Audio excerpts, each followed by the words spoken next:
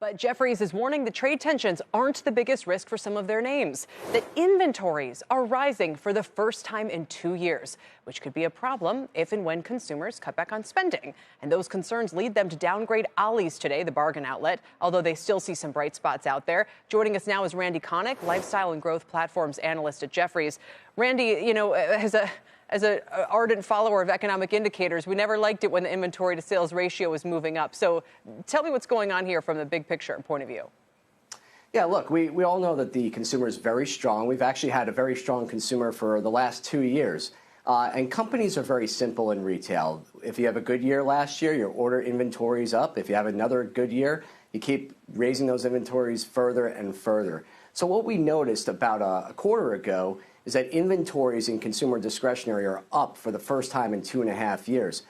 Better still, or more concerning, is that when you plot inventory growth and you look at it relative to sales growth, inventory growth is at its narrowest margin to sales growth in about 2.5 years. In fact, we're about to see inventories cross over sales growth, meaning inventories outpace sales for the first time in a number of years, which is concerning for go-forward gross margins going into the rest of 2025. And the traditional kind of theory behind this is, when you're producing inventories, you get the manufacturing boost.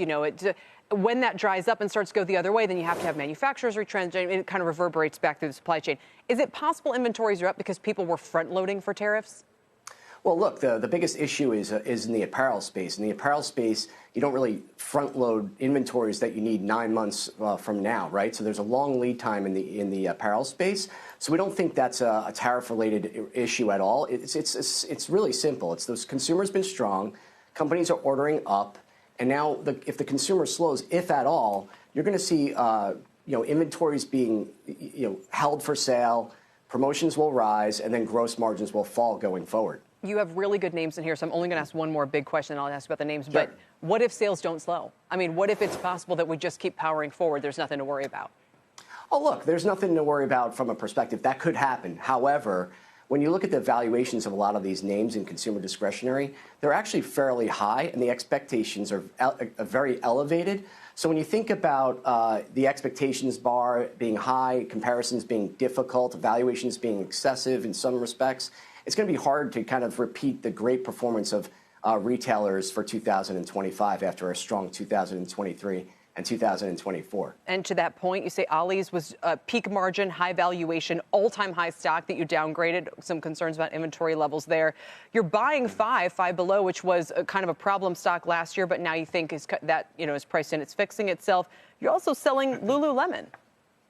Yeah, look.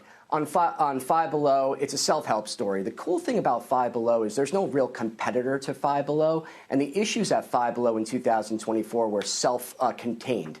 Those issues are being corrected from a merchandising standpoint, and then valuation is well below peak, and so are margins. So that provides a self-help opportunity to get that stock moving in the right direction in 2025. As it pertains to Lululemon, it was a massive underperformer in 2024, although it came back up dramatically off its lows. We think the euphoria is setting back in with this stock into 2025 on a prospect of a turnaround, but we think that's fleeting in the sense that Lululemon has a lot of competition coming its way, not just now, but over the next few years, combined with it's a very large business, so it's going to be very hard to grow that large business going forward, along with some other headwinds around peak gross margins and then a high valuation as well. So we'd be selling that stock today.